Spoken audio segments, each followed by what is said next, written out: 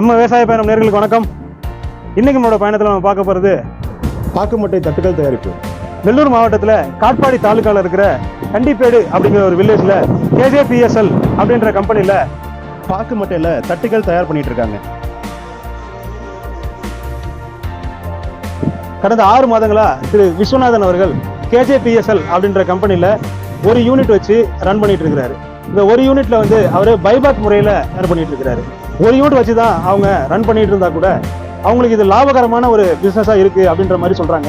ஒரு டைலரிங் தொழிலில் இருந்த மிஸ்டர் விஸ்வநாதன் சார் அவர் எப்படி இந்த பாக்குமட்டை தொழிலுக்குள்ள வந்தார், அந்த தொழில் அவருக்கு ப்ராஃபிட்டபுளாக இருக்கா, இதை பற்றி எல்லாமே நம்ம அவர்கிட்ட கேட்டு தெரிஞ்சுக்க போகிறோம். வாங்க வீடியோக்குள்ளே போகலாம்.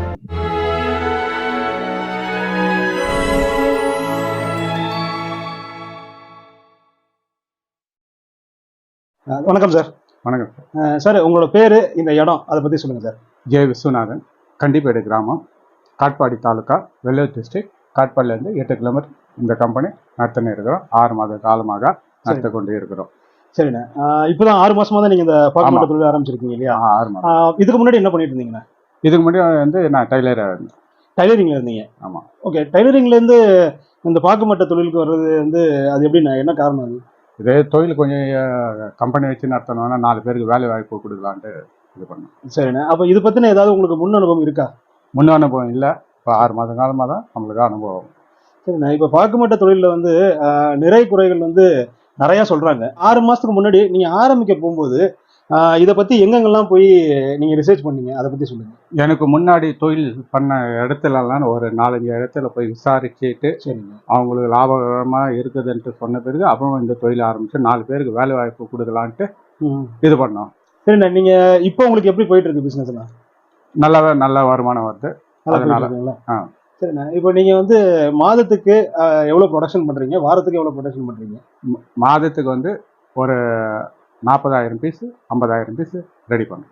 சரிண்ணா, அப்படி நீங்கள் மாதம் 40,000 பீஸ் 50,000 பீஸ் நீங்கள் ரெடி பண்ணுறீங்க அப்படின்னு சொன்னாக்கா அதுக்கு நீங்கள் வந்து முதல் எவ்வளோ போடுறீங்க, அதுலேருந்து வர்ற உங்களுக்கு லாபம் எப்படி இருக்குது, அதை பற்றி சொல்லுங்கள். ஒரு மட்டை ரேட்டு வந்து 4 ரூபாய் 4,4 ரூபா. சரிண்ணா, அது மீதி போய் நம்மளுக்கு வந்து வருமானம் அதிகமாக வருது. அதனால சரிண்ணா, ஒரு மட்டையில் வந்து எத்தனை தட்டு தயாரிக்கலாங்க? 3 தட்டு தயாரிக்கலாம். 3மே ஒரே சைஸ் தட்டுங்களா இல்லை 12 ஒன்று 10 ஒன்று 8 ஒன்று தயாரிக்கலாம்? ஓகேண்ணா, இப்போ அந்த ஒரு மட்டையில் வந்து 4 ரூபா 50 காசு நீங்கள் வாங்குறீங்க, ஒரு உங்களுக்கு என்ன ப்ராஃபிட் கிடைக்குதுண்ணா உங்களுக்கு? ப்ராஃபிட்னா இப்போ வந்து ஒரு 4,4 ரூபா, ஒரு 5 ரூபா முதலீடு விற்கிறோம். சரிங்க, 5 ரூபாய்க்கு ஒரு 2 ரூபா வந்தால் லாபம் போதும்ல நம்மளுக்கு. சரிண்ணா, அது இல்லாமல் உங்களுக்கு இந்த கரண்ட் பில் இருக்கு, அதெல்லாம் போய் தான் நம்மளுக்கு 2 ரூபா வருது. ஒரு இதில் 2 ரூபா, ஒரு பிளேட்ல ஒரு மட்டையில வந்து ஒரு மட்டையில கிடைக்குது 2 ரூபா. சரிண்ணா, இப்போ அதே மாதிரி நீங்கள் ஃபர்ஸ்ட் ஆரம்பிக்கும் போது நீங்கள் போய் பார்த்த இடத்துங்கள்ல நீங்கள் மிஷின்லாம் வந்து எங்கே வாங்கினீங்க, எந்தெந்த இடத்துலலாம் விசாரிச்சிங்க? நான் மிஷின் வந்து திண்டுக்கல்ல வாங்கியிருக்கிறேன். சரிண்ணா, திண்டுக்கல்ல வாங்கினேன். ஓகேண்ணா, இப்போ அவங்களே பைபாஸ் எடுத்துக்கிறாங்க. இப்போ நீங்கள் பைபாக் முறையில் தான் கொடுத்துட்டு இருக்கீங்க? ஆமாம். இல்லை நீங்கள் தனியாக சேல் பண்ணிட்டு இருக்கீங்க? இல்லை, நான் பைபாக் முறையில் தான் கொடுத்துன்னு இருக்கிறேன். அப்படியா? சரிண்ணா, இப்போ வந்து பைபாக் முறையில் கொடுக்குறது உங்களுக்கு வந்து ப்ராஃபிட்டபுளாக இருக்குமா, இல்லை வந்து நீங்களே ஓனாக நீங்கள் வெளியில் பண்ணால் உங்களுக்கு ப்ராஃபிட்டபுள் ஜாஸ்தி இருக்குமா? பைபாக் பண்ணோன்னா ஒரு அமௌண்ட்டை வந்து கையில் வந்து அதிகமாக கிடைக்கும். நம்ம இங்கே சேல்ஸ் பண்ணோன்னா கொஞ்சம் கொஞ்சமாக கிடைக்கும். அதனால அமௌண்ட்டு அதிகமாக கிடைக்காது. ஓ, அப்போ நீங்கள் என்ன சொல்றீங்கன்னா, இப்போ பைபாக் பண்ணும்போது நீங்கள் வந்து மொத்தமாக உங்ககிட்ட என்ன ஸ்டாக் இருக்கோ அது எல்லாத்தையும் மொத்தமாக கொடுத்துட்றீங்க. இங்கேனாக்கா நீங்கள் வந்து அப்பப்போ தான் வியாபாரம் பண்ணிட்டு அப்போ கொஞ்சம் கொஞ்சமாக வியாபாரம் ஆகும். அது வந்து வரவு செலவுக்கு சரியாக போயிடும். இப்போ அதே மாதிரி நீங்கள் சொன்ன மாதிரி அவங்க வந்து பைபாக் உங்கள்கிட்ட வாங்கிக்கிறாங்களா? வாங்கிக்கிறாங்க. இப்போ உங்கள் கேஜேபிஎஸ்எல் கம்பெனியில் நீங்கள் எத்தனை யூனிட் வச்சு பண்ணிட்டு இருக்கீங்க? ஒரு யூனிட் வச்சு பண்ணுறேன். 6 டேயில் வந்து 5 வகையான தட்டுகள் தயார் பண்ணுறோம். சரிண்ணா, இதுக்கு தேவையான ரா மெட்டீரியல் வந்து பாக்குமட்டை. இந்த பாக்குமட்டை வந்து நீங்கள் எங்கேருந்து எடுக்கிறீங்கண்ணா? நான் தும்கூர்லேருந்து எடுக்கிறேங்க. சரி, தும்கூரில் வந்து அங்கே வந்து ஒரு கட்டுக்கு வந்து 20 பீஸ்ன்ட்டு சொல்கிறாங்க. சரி, 20 பீஸ் எண்ணிக்கை. அவங்க வந்து லாரி வாடகை நம்ம மட்டை வாங்கிறது எல்லாம் போய் 4,4 ரூபாய் இங்கே வந்து அடக்கம் ஆகுது ஒரு மட்டைக்கு. ஓகே, நம்ம இங்கே வந்து அந்த காயை வச்சு திருப்பி அது ஊற வச்சு காய வச்சு ஸ்டாக் வச்சு நனையாத வச்சுன்னு இருந்து திருப்பி வந்து மட்டை ஊற வச்சு திருப்பி மிஷினுக்கு கொண்டு வந்து அப்புறமா தான் தட்டு தயாராகுது. சரிண்ணா, அதே மாதிரி இந்த மட்டையை வந்து நீங்கள் ஆர்டர் போடும்போது, தும்கூரில் ஆர்டர் போடுறேன்னு சொன்னீங்க இல்லையா, அந்த தும்கூரில் வந்து நீங்கள் ஆர்டர் போடும்போது மினிமம் இவ்வளோ குவான்டிட்டி தான் ஆர்டர் போடணும் அப்படின்றது ஏதாவது இருக்கா? ஆமாம், 20,000 மட்டும் ஆர்டர் கொடுத்தா தான் அவங்க நம்மளுக்கு சப்ளை பண்ணுவாங்க. மினிமம் வந்து 20,000 மட்டும் கொடுக்கணும். சரிண்ணா. இப்போ நம்ம தட்டு எப்படி நீங்க தயார் பண்றீங்கன்றதை பார்க்கலாங்களா? பார்க்கலாம் வாங்க.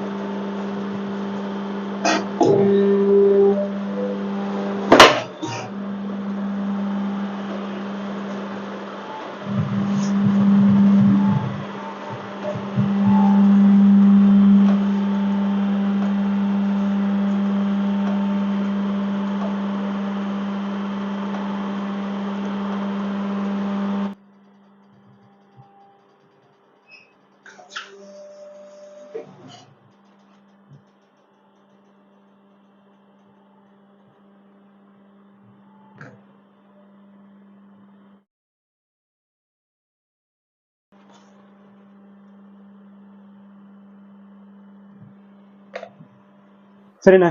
இப்போ நம்ம உங்கள் மிஷினில் வந்து எப்படி நீங்கள் பாக்கு தட்டு தயார் பண்ணுறீங்கன்றத நம்ம பார்த்தோம். இது வந்துண்ணே இப்போ வந்து நிறைய ஆட்டோமேட்டிக் மிஷின்லாம் வந்துருச்சு. நீங்கள் வந்து மேனுவலாக கால் வச்சு ப்ரெஸ் பண்ணுறீங்க, தயார் பண்ணுற தட்டு தயார் பண்ணுற மிஷின் தான் நீங்கள் வச்சுருக்கீங்க. ஸோ இதில் வந்து நீங்கள் ஒரு நாளைக்கு உங்களால் எவ்வளோ ப்ரொடியூஸ் பண்ண முடியுண்ணே? ஒரு நாளைக்கு வந்து 600 பீஸ் 700 பீஸ் தயார் பண்ணலாம்.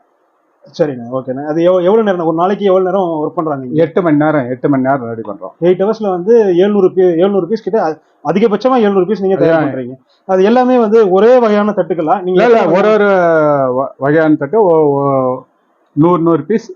ஒரு 12ஆம் நம்பர் வந்து ஓகே 100 பீஸ். சரிண்ணா. இது 12ஆம் நம்பர் சைஸ். இது 12ஆம் நம்பர். இது நார்மலாக வந்து ஒரு சாப்பாடு சாப்பிட்ற மாதிரியான தட்டு இது. சாப்பாடு. இதில் எத்தனை தட்டு நீங்கள் தயார் பண்ண முடியும்? ஒரு நாளைக்கு வந்து 100 தட்டு. இதில் 100 தட்டு பண்ணலாம். சரிண்ணா. அடுத்து எந்த வெரைட்டி பண்ணுறீங்க? அடுத்து வந்து 10ல் வந்து ஒரு 200 பீஸ் ரெடி பண்ணலாம். ஓகேண்ணா. இந்த பிளேட் வந்து இது சின்ன பிள்ளைங்க சாப்பிட்றதுக்கான பிளேட்? இது டிஃபன் சாப்பிட்ற பிளேட். ஓ, டிஃபன். Okay okay okay. சரி. அடுத்தது வந்து 8ஆம் நம்பர். இதில் ஒரு 150 பீஸ் ரெடி பண்ணலாம். ஒரு நாளைக்கு இதுலேயே 150 பீஸ் பண்ணலாம். இது எந்த இதுக்காக யூஸ் பண்ணுறதுண்ணா? இது டிஃபன், மினி டிஃபன் அந்த மாதிரியான. ஓகேண்ணா. அடுத்தது வந்து ஜொன்ன டைப். ஓகே. அந்த கோயிலில் வந்து பிரசாதம் கொடுக்குறாங்களா அது மாதிரி. சரிண்ணா. இதில் எவ்வளோ தயார் பண்ண முடியும்? இது ஒரு மணி நேரத்துக்கு வந்து 120 130 பீஸ் ரெடி பண்ணலாம். ஓகே. இப்போ இது எல்லாமே மொத்தம் வந்து எத்தனை 4 ஐட்டம் இருக்கு? 4 ஐட்டம். இன்னொரு ஐட்டம் வந்து ஜொன்ன ஐட்டம். இல்லை, அதுதான் இப்போ நம்ம பார்த்தோம். ஆமாம். Okay okay okay. இதை விட சின்னது இது. ஆமாம். ரைட்ண்ணா ரைட்ண்ணா. இப்போ வந்து மொத்தம் ஒரு மட்டையில் வந்து இந்த 5 பீஸும் உங்களால் தயாரிக்கலாம்? 5 பீஸ் தயாரிக்கலாம். சரிண்ணா. இப்போ இந்த மிஷின் எல்லாமே வந்து பார்த்தீங்கன்னா ஒரே சைஸ் கிடையாது, தனித்தனி. 5 பீஸ் சைஸ்க்கான 5 இதுங்க, ஒரு யூனிட் இதுதான், கரெக்டுங்களா? ஆமாம். ஓகேண்ணா ஓகேண்ணா. சரிண்ணா. இப்போ இந்த ஒரு மட்டையில் வந்து இந்த 5 ஐட்டமும் வந்து ஒரு மட்டையில் பண்ணலாம் அப்படின்னு சொல்றீங்க. அதுக்கு தகுந்த மாதிரி நீங்க இப்போ மட்டை எடுக்கிற இடங்கள்ல வந்து மட்டை குவாலிட்டியா உங்களுக்கு கிடைக்குதுங்களா? மட்டை பெருசா கிடைக்குது. இப்போ எடுக்கிற இடத்துல மட்டை பெருசா கிடைக்குதுங்களா? 5 இது ஒரு இதுல கம்பல்சரி உங்களுக்கு வந்துருதா? ஒரே ஏன்னா உங்களுக்கு அந்த மாதிரி ஒரே மட்டையில 5 வந்தாதான் உங்களால ப்ராஃபிட் பார்க்க முடியும் இல்லைங்களா? ஆமா. So okay. 5மே உங்களுக்கு கிடைச்சிருது அப்போ ஒரே அங்கேயும் கிடைச்சிருது. சரிண்ணா. இப்போ உங்களுக்கு அங்கேருந்து கொண்டு வரும்போது இங்க டேமேஜ் இல்லாம கரெக்டாக கொண்டு கொடுத்துட்றாங்களா? டேமேஜ் எதுவும் இல்லாத வருது. இப்போ நீங்கள் வந்து இப்போ தட்டு நம்ம தயார் பண்ணுறதை பார்த்தோம். நீங்கள் மட்டையெல்லாம் வந்து அதுக்கு நீங்கள் ரெடியாக வச்சிருக்கீங்க. ஆனால் உங்களுக்கு வந்து மட்டை அங்கேருந்து வந்த உடனே அந்த மட்டையை வந்து இதுக்காக நீங்கள் எதுவும் தயார்படுத்துறீங்களா? ஆமாம், தயார் பண்ணேன். அங்கேருந்து நம்ம தும்கூர்லேருந்து வரும்போது வந்து பச்சை மட்டை வரும். சரிங்க. பச்சை மட்டை வந்த பிறகு நம்ம இங்கே வந்து 2 நாள் காய வச்ச பிறகு திருப்பி அது மழையில் நனையாத நெகிழில் போட்ட பிறகு திருப்பி தண்ணியில் ஊற வச்சு அது 20 நிமிஷம் ஆன பிறகு திருப்பி அது ட்ரை ஆகி தண்ணி வடிகட்டிட்டு பிறகு அப்புறமா மிஷினுக்கு கொண்டு வந்து அப்புறமா தான் தட்டு தயாராகுது. 5 டை தட்டில் ஒரு மட்டையில் வந்து 5 பீஸ் வருது. சரிண்ணே. இப்போ வந்து பாக்கு மட்டைகள் பொறுத்த வரைக்கும் வந்து வருஷத்துல ஒரு சில மாதங்கள் மட்டும்தான் வந்து பாக்கு மட்டைகள் கிடைக்கும்னு சொல்லுவாங்க. மற்ற மாதங்களில் வந்து பாக்கு மட்டை வந்து டிமாண்டாக இருக்கும்னு சொல்லுவாங்க. ஸோ அந்த மாதிரி காலகட்டங்களில் வந்து நீங்கள் என்ன பண்ணுறீங்கண்ணே? பாக்கு மட்டை வந்து டிசம்பர்லேருந்து மே மாதம் வரலாம் வெயில் காலத்தில் மட்டை நல்லா கிடைக்கும்.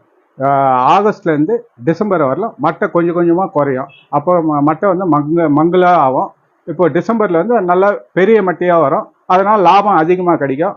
இது மழை காலத்துக்கு தேவையான மட்டை வந்து வெயில் காலத்தில் டிசம்பரில் ஜனவரியில் வாங்கி ஃபுல்லாக ஸ்டாக் வச்சுட்டு அதுக்கு பிறகு நாங்கள் வந்து ஒரு வருஷம் ஃபுல்லாக தடையில்லாத நிர்வாகம் பண்ணுறோம். சரிண்ணா. இப்போ அதே மாதிரிண்ணா நீங்கள் பாக்கு மட்டையை வந்து இந்த தும்கூரில் ஒரு இடத்துல வாங்குறேன்னு சொல்லிங்க. இப்போ தும்கூரில் வந்து ஒரே இடத்துல மட்டும்தான் நீங்கள் வாங்கிட்டு இருக்கீங்களா? இப்போ பல இடங்களில் நீங்கள் டைப் வச்சிருக்கீங்களா? இல்லை ஒருத்தர் பண்ணுறாங்க அப்படின்னு சொன்னால் பெரிய லெவலில் பண்ணுறவங்க வந்து ஒரு 2-3 இடங்களில் டைப் வச்சிருந்தா பெட்டராக இருக்கும்னு நினைக்கிறீங்களா? எது நல்லா இருக்கும்? இப்போ வந்து தும்கூரில் மட்டை வாங்குறது வந்து நம்ம வந்து பல இடங்களை தேடி தான் கண்டுபிடிக்கிறோம். ஒரு இடத்துல வந்து ஒருத்தர்கிட்ட வாங்கினோம்னா கம்மியாக கிடைக்கும். அவங்க 4 பேர்கிட்ட வாங்கி நம்மளுக்கு அனுப்புகிறாங்க. அதனால் 4 பேர்கிட்ட ஒரு இடத்துல ஒரு மாதிரி இந்த டிப்பு ஒருத்தர்கிட்ட லோடு எடுத்தோம்னா இன்னொருத்துக்கு அடுத்தவர்கிட்ட லோடு எடுத்து நம்ம 365 நாள் இங்கே மக்களுக்கு வேலை கொடுக்கணுன்ட்டு ஆசையோடு இப்போ நிர்வாகம் பண்ணியிருக்கோம். அப்படி பண்ணாதான் உனக்கு வந்து லாபம் வரும். நீ 6 மாதம் பண்ணிட்டு 6 மாதம் சும்மா இருந்தேன்னா லாபம் கிடைக்காது. கண்டிப்பாக. சரிண்ணா. இப்போ நீங்கள் வந்து இப்போ ஸ்டார்ட் பண்ணி 6 மாதம் ஆகுது. நீங்கள் ஒரு யூனிட்டில் வந்து இது 6 மாதமாக நீங்கள் ரன் பண்ணிட்டு இருக்கீங்க. இப்போ நெக்ஸ்ட் லெவல் நீங்கள் என்ன போகலாம், எப்படி போகலான்ற ஒரு எண்ணத்தில் இருக்கீங்க? அடுத்து இன்னொரு யூனிட் போட்டு எக்ஸ்போர்ட் பண்ணலான்ட்டு ஒரு ஐடியாவில் நான் இருக்கிறேன். அப்படிங்களா? சரிண்ணா. ஓகே. ஐடியாவில் இருக்கிறேன். அதனால வந்து டிசம்பர் மாதம் இன்னொரு யூனிட் போட்டு இன்னும் கொஞ்சம் கம்பெனி வந்து இன்னும் பெருசாக விரிவாக்கிட்டு நிர்வாகம் நடத்தலாம். இதனால வந்து இன்னொரு ஒரு 4 பேருக்கு வேலை வாய்ப்பு கிடைக்கும்ல. சரிண்ணே. நீங்கள் இவ்வளோ நேரம் வந்து இப்போ கேஜேபிஎஸ்எல் கம்பெனியில் எப்படி பாக்கு மட்டும் நீங்கள் தயார் பண்ணுறீங்க, அதுக்கான வந்து ரா மெட்டீரியல்லாம் எங்கே பர்ச்சேஸ் பண்ணுறீங்க, இந்த மாதிரி விஷயங்கள் எல்லாத்தையுமே நம்மளோட நேயர்கள்ட்ட பகிர்ந்துட்டதுக்கு ரொம்ப நன்றிண்ணே. நன்றி.